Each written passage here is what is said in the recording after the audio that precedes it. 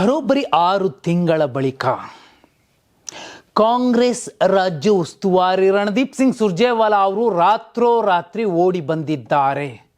ಅವರ ದಿಢೀರ್ ಭೇಟಿಯ ಹಿಂದೆ ಬಹುದೊಡ್ಡ ಕ್ಷಿಪ್ರ ಕ್ರಾಂತಿ ಇದೆಯಾ? ಇಂಥದ್ದೊಂದು ಅನುಮಾನದ ಮಧ್ಯೆನೇ ಒಂದು ಪೂರಕ ಸಾಕ್ಷಿಯಾಗಿರುವಂಥದ್ದು ಒಂದು ಫೋಟೋ. ರಾತ್ರೋರಾತ್ರಿ ಸುದೀರ್ಘ 2 ಗಂಟೆಗಳ ಕಾಲ ಕೆಪಿಸಿಸಿ ಶಿಸ್ತು ಪಾಲನಾ ಸಮಿತಿಯ ಅಧ್ಯಕ್ಷ ಕಾಂಗ್ರೆಸ್ನ ಹಿರಿಯ ನಾಯಕ ರೆಹಮಾನ್ ಖಾನ್ ಅವರ ಜೊತೆಯಲ್ಲಿ ಮೀಟಿಂಗ್ ಆಗಿರುವಂಥದ್ದು. ಯಾಕೆ?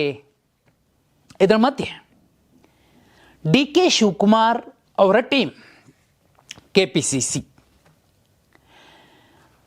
ರಾಜಭವನ ಮುತ್ತಿಗೆ ಹಾಕುವಂಥದ್ದು ಮತ್ತು ಫ್ರೀಡಂ ಪಾರ್ಕ್ನಿಂದ ಒಂದು ಚಾಲೋ ನಡೆಸ್ತಿರುವಂಥದ್ದು ನರೇಗಾ ಮರುಸ್ಥಾಪನೆಗೋಸ್ಕರ ಒತ್ತಾಯಿಸಿ ಕೇಂದ್ರ ಸರ್ಕಾರದ ವಿರುದ್ಧ ಪ್ರೊಟೆಸ್ಟ್ ನಡೀತಿದೆ. ಈ ಪ್ರೊಟೆಸ್ಟ್ನಲ್ಲಿ ಭಾಗಿಯಾಗಲಿಕ್ಕೆ ರಣದೀಪ್ ಸಿಂಗ್ ಸುರ್ಜೇವಾಲಾ ಅವರು ಬಂದಿದ್ದಾರೆ ಎನ್ನಲಾಗ್ತಿದೆ.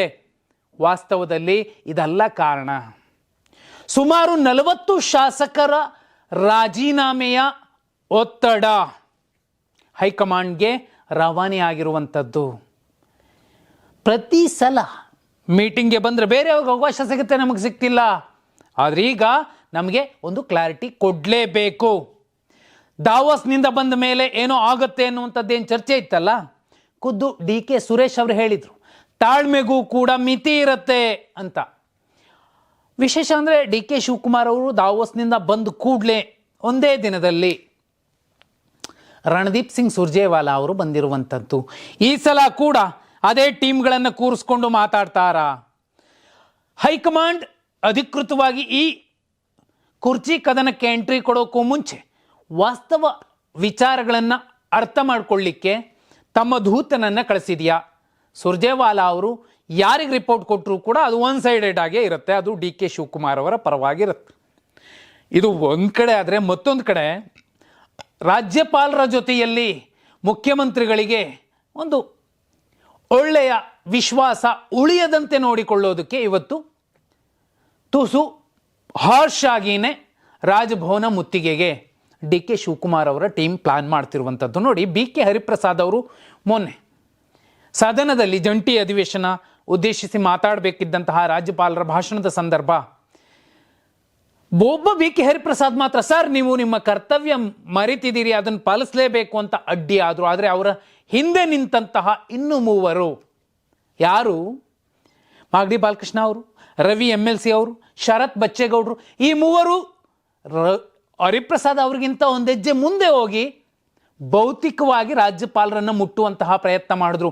ಆದರೆ ಈಗ ಆ ಎಲ್ಲ ಕಳಂಕ ಬಂದು ಬಿದ್ದಿದ್ದು ಒಬ್ಬ ಹಿಂದುಳಿದ ನಾಯಕ ಬಿ ಕೆ ಹರಿಪ್ರಸಾದ್ ಅವರಿಗೆ. ಆದರೆ ಹೀಗೆ ರಾಜ್ಯಪಾಲರಿಗೆ ಅಪಮಾನ ಮಾಡಿದ್ರೆ ಮುಂದಿನ ದಿನಮಾನಗಳಲ್ಲಿ ಸಿದ್ದರಾಮಯ್ಯ ಅವರ ವಿರುದ್ಧ ಬರಬಹುದಾದಂಥ ಆರೋಪಗಳಿಗೆ ಪ್ರಾಸಿಕ್ಯೂಷನ್ಗೆ ಅನುಮತಿ ಕೊಟ್ಟು ಬಿಟ್ಟರೆ ನಮಗೆ ರೂಟ್ ಕ್ಲಿಯರ್ ಆಗುತ್ತೆ ಅನ್ನೋ ಲೆಕ್ಕಾಚಾರದಲ್ಲಿ ಡಿ ಕೆ ಶಿವಕುಮಾರ್ ಅವರ ಬಣ ತುಸು ಒಂದು ಹೆಜ್ಜೆ ಮುಂದೆ ಹೋಗಿ ರಾಜ್ಯಪಾಲರಿಗೆ ಒಂದು ಹಂತಕ್ಕೆ ಆಘಾತಗೊಳಿಸುವ, ಅಚ್ಚರಿಗೊಳಿಸುವ ಪ್ರಯತ್ನ ಮಾಡಿದ್ರು ಅನ್ನೋದು ಈಗ ಮೇಲ್ನೋಟಕ್ಕೆ ಕಂಡು ಬರ್ತಿರುವಂತಹ ವಿಚಾರ. ಇದನ್ನೇ ರಾಜ್ಯಪಾಲರು ರಾಷ್ಟ್ರಪತಿಗಳಿಗೆ ಒಂದು ರಿಪೋರ್ಟ್ ಮೂಲಕ ಸಲ್ಲಿಕೆ ಮಾಡಿದರು. ಅದಾದಮೇಲೆ ಗಣರಾಜ್ಯೋತ್ಸವದ ದಿನ ನೀವು ತುಂಬ ಸೂಕ್ಷ್ಮವಾಗಿ ನೋಡಿದ್ರೆ ಸಿದ್ದರಾಮಯ್ಯ ಅವರು ರಾಜ್ಯಪಾಲರ ಜೊತೆಯಲ್ಲಿ ಒಳ್ಳೆಯ ಬಾಂಧವ್ಯವನ್ನು ಉಳಿಸಿಕೊಳ್ಳುವಂತಹ, ಪ್ಯಾಚಪ್ ಮಾಡಿಕೊಳ್ಳುವಂತಹ ಪ್ರಯತ್ನಗಳನ್ನು ಮಾಡಿದ್ರು.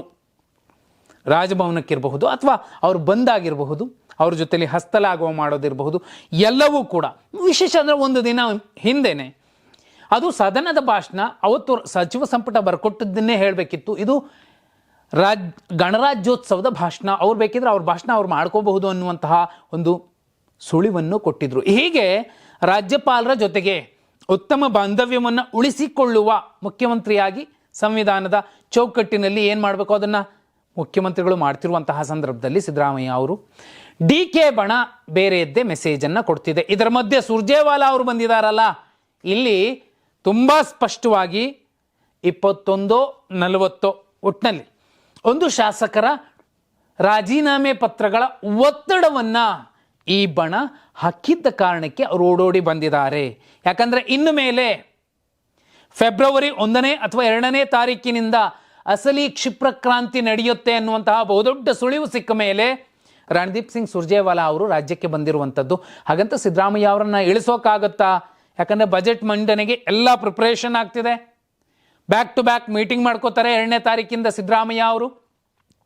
ಆಗಲೂ ರಾಹುಲ್ ಗಾಂಧಿ ಅವರ ಜೊತೆಯಲ್ಲಿ ಡಿ ಕೆ ಶಿವಕುಮಾರ್ ಅವರು ಮತ್ತು ಸಿದ್ದರಾಮಯ್ಯ ಅವರು ಒಟ್ಟಿಗೆ ಕೂತು ಮೀಟಿಂಗ್ ಒಂದು ಸಭೆ ನಡೆಸಬೇಕಾಗುತ್ತೆ, ಮಾತುಕತೆ ನಡೆಸ್ಕೋಬೇಕಾಗುತ್ತೆ. ಇದರ ಮಧ್ಯೆ ಬಜೆಟ್ನ ವಿಚಾರ ಬಂದಿರೋದ್ರಿಂದ ಸಿದ್ದರಾಮಯ್ಯ ಅವರು ಹೋಗೋಕ್ಕಾಗೋದಿಲ್ಲ. ಹಾಗಾದರೆ ಡಿ ಕೆ ಶಿವಕುಮಾರ್ ಅವರು ಒಬ್ಬರೇ ಹೋಗಿ ಏನು ಮಾಡೋಕ್ಕಾಗುತ್ತೆ? ಸುಮ್ಮನೆ ಡೆಲ್ಲಿ ನೋಡ್ಕೊಂಡು ವಾಪಸ್ ಬರಬೇಕಾಗತ್ತೆ, ರೆಡ್ ಫೋರ್ಟ್ ನೋಡ್ಕೊಂಡು ವಾಪಸ್ ಬರಬೇಕಾಗುತ್ತೆ. ಹಾಗಾಗಿನೇ ಶಿಸ್ತು ಪಾಲನಾ ಸಮಿತಿಯ ಅಧ್ಯಕ್ಷರ ಜೊತೆಯಲ್ಲಿ ಮಹತ್ವದ ಮಾತುಕತೆ ನಡೆಸೋದಿದೆಯಲ್ಲ, ಇಲ್ಲೂ ಕೂಡ ಮುಖ್ಯ ವಿಚಾರ ಇದೆ.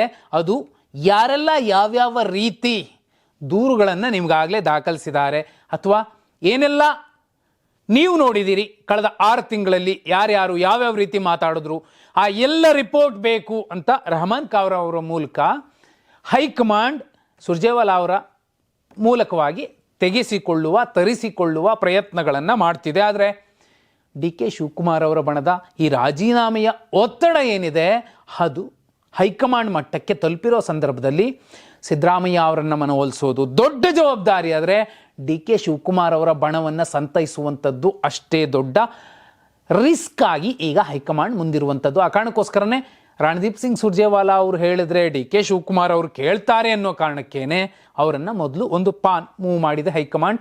ಈಗ ಡಿ ಕೆ ಶಿವಕುಮಾರ್ ಅವರ ಮನವೊಲಿಸುವ ಪ್ರಯತ್ನಗಳನ್ನು ಸುರ್ಜೇವಾಲಾ ಮಾಡಬೇಕಿದೆ. ಆ ನಂತರದಲ್ಲಿ ಸಿದ್ದರಾಮಯ್ಯ ಅವರ ಮನವೊಲಿಸುವ ಪ್ರಯತ್ನವನ್ನು ಖರ್ಗೆ ಅಥವಾ ರಾಹುಲ್ ಗಾಂಧಿ ಅವರು ಮಾಡುವ ಸಾಧ್ಯತೆಗಳಿದೆ. ಅಲ್ಲಿಗೆ ಕುರ್ಚಿ ಕದನ ಇನ್ನೇನು 2 ದಿನಕ್ಕೆ ಇನ್ನೊಂದು ತಿಂಗಳಿಗೆ ಮುಗಿದೋಗ್ಬಿಡುತ್ತೆ ಅಂತಲ್ಲ, ಇನ್ನೂ 6 ತಿಂಗಳ ತನಕ ಎಳ್ಕೊಂಡು ಹೋಗುತ್ತೆ.